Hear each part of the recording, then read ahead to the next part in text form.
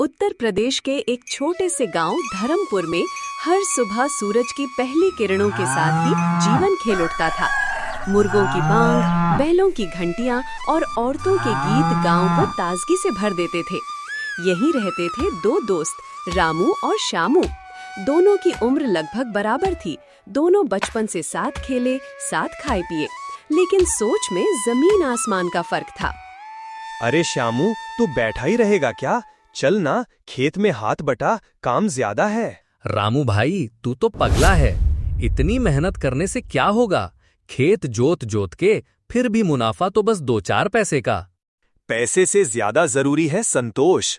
मेहनत का खाना सबसे मीठा होता है। मीठा हो या खट्टा, मैं तो कहता हूँ शॉर्टकट अपनाऊं।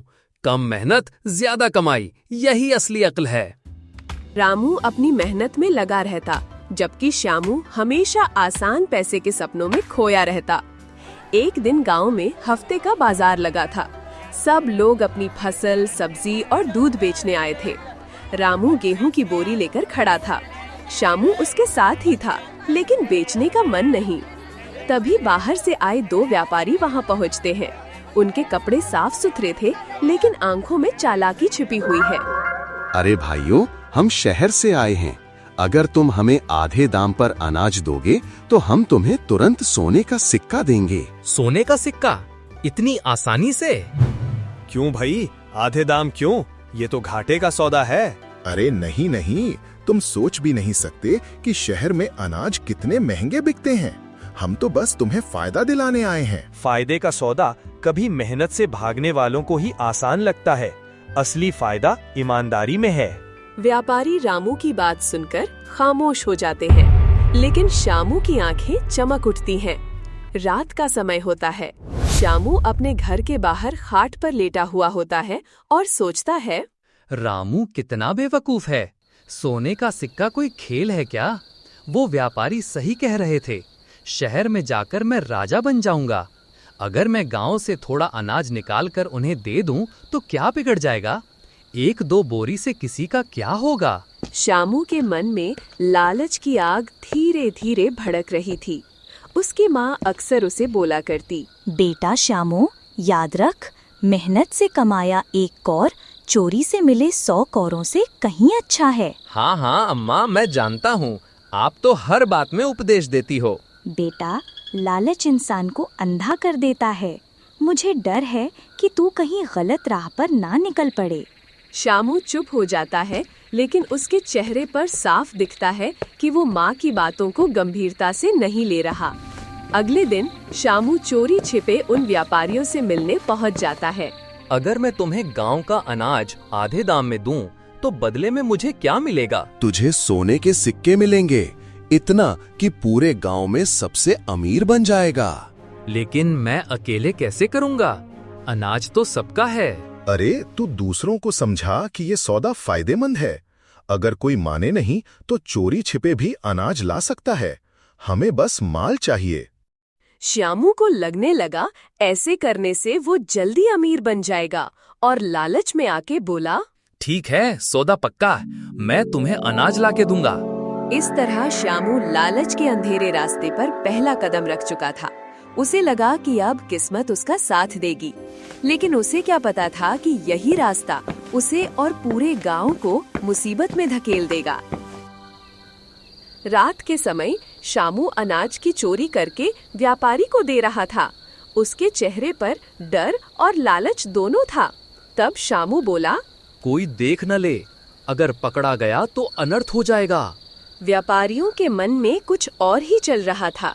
श्यामू का लालच बढ़ाने के लिए श्यामू को बोले, डर मत श्यामू, हम तेरे साथ हैं। ये ले तेरा इनाम। वाह, ये तो सपनों से भी ज्यादा है। बस यही रास्ता सही है। कुछ दिनों बाद गांव के घरों में अनाज कम होने लगता है। औरतें आपस में बातें कर रही थी। अरे बहन, तुझे भी ध्यान आया? इस बार तो अनाज जल्दी खत्म हो रहा है। हाँ रे, और दाम भी बढ़ रहे हैं। लगता है कोई गड़बड़ है। गांव के लोग भी चौपाल के पास यही सब बात कर रहे हैं। इतनी जल्दी अनाज कैसे कम हो गया? ये तो पहले कभी नहीं हुआ। मुझे शक है कि कोई चोरी छिपे हमारे गांव का माल बेच रहा है। हमें सावधान रहना होगा। अगले दिन व्यापारी शामू से मिलने आते हैं और वो शामू से बोलते हैं, बहुत अच्छा काम कर रहा है तू शामू। गांव वाले जितना परेशान होंगे उतना ही वो हमारे पास आएंगे। तब हम उनकी जमीन सस्ते दाम पर खरीद लेंगे। जमीन? अरे ये तो। हाँ हाँ, तू फिक्र मत कर, तू बस हमें अनाज देता रह, तुझे खूब सोना मिलेगा।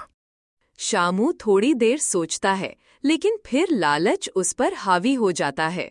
ठीक है, मैं तुम्हारा साथ दूंगा। धीरे धीरे गांव में हालात बिगड़ने लगे। कुछ लोग समझ रहे थे कि इसमें शामू का हाथ है, लेकिन पक्के सबूत किसी के पास नहीं थे। चौपाल पर गांव वाले इकट्ठा हुए इस बारे में बात करने के लिए। भाइयों, ये सब एक साजिश है। हमें मिलकर इसका मुकाबला करना होगा। रामू सही कह रहा है, जरूर कोई अपने ही लोगों में से गद्दार है। शामू वहीं पर खड़ा था। सब उसे ही देखने लगे। फिर शामू गुस्से से बोला, क्या तुम मुझे शक की निगाह से देख रहे हो? मैं भी तो गांव का बेटा हूँ। अरे हो सकता है रामू ही अनाज बेच रहा हो, वो तो हर दिन खेत में जाता है। गांव में फुसफुसाहट शुरू हो जाती है। कुछ लोग शामू का पक्ष लेने लगते हैं। शामू का लगा कि सब रामू को चोर समझने लगे। फिर शामू बोला, हाँ सही कहा, हर कोई मुझे ही शक की नजर से देखता है। असली दोषी तो रामू भी हो सकता है। गांव वाले गुस्से से रामू की ओर देखते हैं, जैसे रामू ही चोर हो। रामू बोला, ये सब झूठ है, मैंने कभी चोरी नहीं की। मैं तो हमेशा मेहनत से काम करता हूँ। लेकिन सबूत कहाँ है तेरे पास? मेरे पास बस मेरी सच्चाई है। गांव वाले चुप हो जाते हैं, लेकिन कई लोग अब उस पर शक करने लगते हैं। रामू अकेला पड़ जाता है। धर्मपुर गांव अब 2 हिस्सों में बंट चुका था। कुछ लोग रामू को दोषी मानते थे, तो कुछ उसके साथ खड़े थे। श्यामू का नाम कोई जुबान पर नहीं ला रहा था, जबकि असली गुनहगार वही था। रात का समय था। श्यामू सोने की कोशिश कर रहा था, लेकिन उसे नींद लग ही नहीं रही थी। माँ पास आकर बैठती है और बोली, बेटा, तेरी आंखें बेचैन क्यों हैं? क्या तू सुकून से सो नहीं पा रहा? कुछ नहीं अम्मा, बस काम धंधे की चिंता है। बेटा, चिंता मेहनतकश इंसान को थकाती है, लेकिन लालच इंसान को खा जाता है। श्यामू चुप हो जाता है। माँ उसकी आंखों में देखती है। मुझे लगता है तू किसी गलत रास्ते पर चल पड़ा है। देख लेना, अगर ऐसा है तो देर मत करना, वरना तेरे अपने ही तुझसे मुंह मोड़ लेंगे। श्यामू पल भर के लिए हिल जाता है, लेकिन तुरंत झूठी हिम्मत दिखाता है। आप बेवजह सोच रही हो अम्मा, मैं कुछ गलत नहीं कर रहा। माँ लंबी सांस लेती है और चुप हो जाती है, लेकिन उसके चेहरे की चिंता गहरी है। अगली सुबह व्यापारी चौपाल पर गांव वालों को इकट्ठा करते हैं। उन्हें बोलते हैं, भाइयों, अब जब अनाज कम हो गया है तो हम तुम्हारी मदद करना चाहते हैं। आप लोग कैसे मदद करोगे हमारी? हमारे पास तो कुछ है ही नहीं। तुम अपनी थोड़ी सी जमीन हमें गिरवी रख दो, बदले में हम तुम्हें 2 गुना अनाज देंगे। पर जमीन तो हमारी इज्जत है, उसे कोई कैसे गिरवी रख सकता है? अरे इज्जत पेट भरने से बड़ी है क्या? भूख से मरोगे तो जमीन का क्या करोगे? गांव वाले एक दूसरे का मुंह देखने लगते हैं। कुछ लालची गांव वाले सहमत हो जाते हैं। नहीं, ये धोखा है। ये लोग तुम्हारी जमीन हड़पना चाहते हैं, मत मानो इनकी बात। व्यापारी शामू को किनारे बुलाते हैं और उससे लालच देके बोलते हैं कि देख शामू, अगर तू गांव वालों को खेत बेचने के लिए मना लेगा तो तुझे सोने के सिक्कों से भरी थैली मिलेगी। सच में? इतनी बड़ी थैली? हाँ, बस तू अपने लोगों को हमारे पक्ष में कर दे। श्यामू सोच में पड़ जाता है। उसकी माँ की बातें उसे याद आती हैं, लेकिन लालच भारी पड़ जाता है। ठीक है, मैं कोशिश करूँगा। कुछ दिनों बाद कई गांव वाले व्यापारियों से अनाज के बदले जमीन गिरवी रख देते हैं। मालिनी रोते हुए अंजलि से बोलती है, मेरे बच्चों के पास खाने को कुछ नहीं था, मजबूरी में हमने आधा खेत गिरवी रख दिया। अब अगर हालात ऐसे ही रहे तो सारा गांव बर्बाद हो जाएगा। रामू ये सब बहुत दिन से सुन रहा था। वो गुस्से और दुख से तड़प उठा और चौपाल पर जाके सबसे बोला, ये सब किसी का चाल है। कोई है जो व्यापारियों का साथ दे रहा है। वो हमारे बीच का ही कोई आदमी हो सकता है।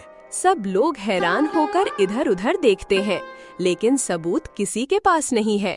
रात का समय होता है। श्यामू सिक्कों की थैली लेकर बैठा है। माँ आकर देखती है और गुस्से से बोली, ये सोना कहाँ से आया? सच बता श्यामू। वो मैंने व्यापारियों का थोड़ा काम किया माँ। श्यामू की माँ समझ जाती है, मेरा बेटा ही मिला हुआ है व्यापारियों से। लालच ने तुझे अंधा कर दिया बेटा। तू अपने ही गांव वालों की रोटी छीन रहा है। याद रख, पाप की कमाई कभी सुख नहीं देती। क्या सच में मैं अपने ही लोगों के साथ धोखा कर रहा हूँ? ये सिक्के, ये सब गलत तो नहीं? श्यामू की माँ उसे खूब समझाती है। अब उसके चेहरे पर पहली बार पछतावे की झलक दिखाई देती है। पर श्यामू अब दो राहों पर खड़ा था। एक तरफ व्यापारियों का लालच, दूसरी तरफ माँ की सीख और गांव का दुख। लेकिन असली तूफान अभी आना बाकी था। धर्मपुर गांव अब भूख, शक और बंटवारे के अंधेरे में डूब चुका था। व्यापारी अपनी चाल में कामयाब होते जा रहे थे। श्यामू अब सोने की चमक और माँ की सीख के बीच जूझ रहा था। गांव के चौपाल पर फिर व्यापारी आके गांव वालों को बोल रहे थे, भाइयों, जिनके पास अनाज खत्म हो गया है वो हमारी मदद लें। जमीन गिरवी रखो और बदले में अनाज लो। कई गांव वाले मजबूरी में हाँ कर देते हैं और अपनी जमीन दे देते थे। हमारे बच्चों के पेट के लिए हमें आधा खेत गिरवी रखना पड़ा।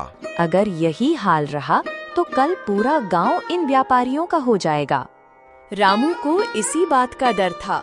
रामू सबको समझाता रहता है, भाइयों देखो, ये एक चाल है। हमें अपना जमीन नहीं देना चाहिए। व्यापारियों को लगने लगा रामू उनका काम बिगाड़ रहा है। अब वो रामू को रास्ते से हटाने का सोचने लगे। अगले दिन व्यापारियों ने बोला, देखो, हमने अपने गोदाम से अनाज चोरी करते हुए रामू को पकड़ा है। रामू को रस्सियों से बांधकर लाया जाता है। गांव वाले चौंक जाते हैं। हे भगवान, क्या रामू सचमुच चोर है? श्यामू धीमे स्वर में मन ही मन में बोला, नहीं, ये झूठ है। मैंने खुद इन व्यापारियों को अनाज ले जाते देखा है। लेकिन डर और लालच के कारण वो चुप रहता है। रामू जोर से बोला, गांव वालों, ये सब साजिश है। मैंने कुछ नहीं चुराया। ये व्यापारी झूठ बोल रहे हैं। अगर ये सच बोल रहा है तो सबूत कहाँ है? हम गवाह हैं, हमने अपनी आंखों से देखा है। गांव वाले असमंजस में पड़ जाते हैं। कुछ लोग रामू को दोषी मान लेते हैं। श्यामू भीड़ से अलग खड़ा है। उसके चेहरे पर डर और बेचैनी है। श्यामू मन ही मन में बोलता, ये सब मेरी वजह से हो रहा है। अगर मैंने व्यापारियों का साथ न दिया होता तो रामू पर ये इल्जाम न लगता। उसे माँ की बातें याद आती हैं। क्या मैं अपने दोस्त की बर्बादी का जिम्मेदार हूँ? उसकी आंखों में आंसू आ जाते हैं, लेकिन अभी भी वो सच बोलने की हिम्मत नहीं जुटा पाता।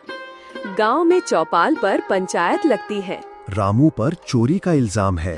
हमें फैसला करना होगा। ये दोषी है, इसे गांव से बाहर निकाल दो। नहीं, रामू सच्चा है। ये सब व्यापारियों की चाल लगती है।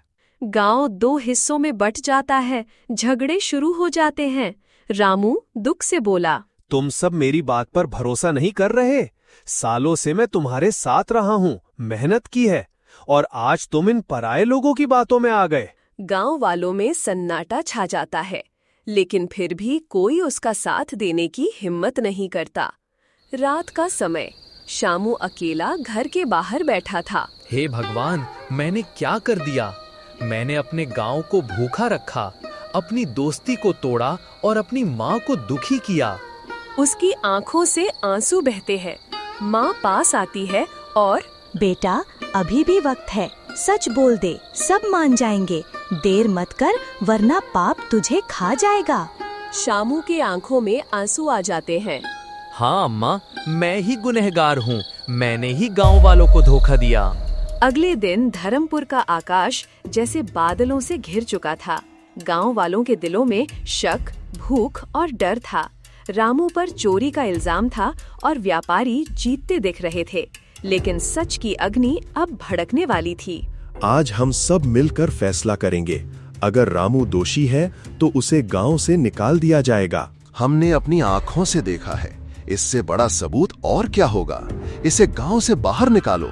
पर रामू तो मेहनती रहा है हमेशा, पहले ऐसा कभी नहीं किया। ये सब तुम्हारी भावुकता है। सच ये है कि रामू चोर है। गांव में गहमा गहमी मच जाती है। सब असमंजस में है। श्यामू कांपते हुए आगे आता है। उसकी आंखों में आंसू हैं। नहीं, रामू चोर नहीं है, असली गुनहगार मैं हूँ। पूरा गांव हैरान हो जाता है। व्यापारी घबरा जाते हैं। क्या श्यामू, तू ये क्या कह रहा है? हाँ, मैंने ही व्यापारियों का साथ दिया। मैंने ही उन्हें गांव का अनाज दिखाया। मैंने ही सोने की लालच में अपनी दोस्ती और अपना गांव बेच दिया। श्यामू, तुझसे ये उम्मीद नहीं थी। मुझे माफ कर देना दोस्त, लालच ने मेरी आंखें बंद कर दी थीं। मैं अपराधी हूँ। गांव का बुजुर्ग गुस्से में व्यापारियों की ओर देखता है। तो ये सब तुम्हारी चाल थी? गांव वालों की जमीन हड़पने का षड्यंत्र? ना, नहीं, हम तो बस मदद कर रहे थे। झूठ। ये लोग अनाज छुपाकर रखते थे और फिर दाम बढ़ाकर बेचते थे। मैंने खुद देखा है। व्यापारियों को लगता है कि अब गांव वाले उन्हें जिंदा नहीं छोड़ेंगे। वो मौका देखते वहां से भाग जाते हैं। फिर गांव वाले, रामू, हमने तुझ पर शक करके बड़ी गलती की, हमें माफ कर दे। तुम सब मेरे अपने हो, मैं तुमसे कैसे नाराज हो सकता हूँ। लेकिन अब हमें एकजुट होकर गांव को आबाद करना होगा। हाँ, हम सब मिलकर मेहनत करेंगे, किसी बाहरी लालच में नहीं आएंगे। श्यामू सबके सामने खड़ा है। उसका चेहरा झुका हुआ है। श्यामू बोला, गांव वालों, मैंने तुम्हें धोखा दिया। मैं भी अपराधी हूँ। अगर चाहो तो मुझे सजा दो। मैंने भी व्यापारियों का साथ दिया था। श्यामू, गलती करना बुरी बात है, लेकिन गलती मान लेना सबसे बड़ी बहादुरी है। तूने सच बोलकर अपने पाप का बोझ हल्का कर दिया। हाँ श्यामू, अब से सीख ले कि लालच इंसान को बर्बादी की ओर ले जाता है। धर्मपुर में फिर से खुशहाली लौट आई। गांव वालों ने समझ लिया कि एकता ही ताकत है। श्यामू की गलती ने उन्हें ये सिखाया कि लालच इंसान को अंधा कर देता है, लेकिन सच्चाई और साहस से हर मुश्किल का सामना किया जा सकता है। नैतिक शिक्षा: लालच हमेशा बर्बादी की जड़ है। सच्चाई और एकता ही इंसान को सम्मान और सुख देती है।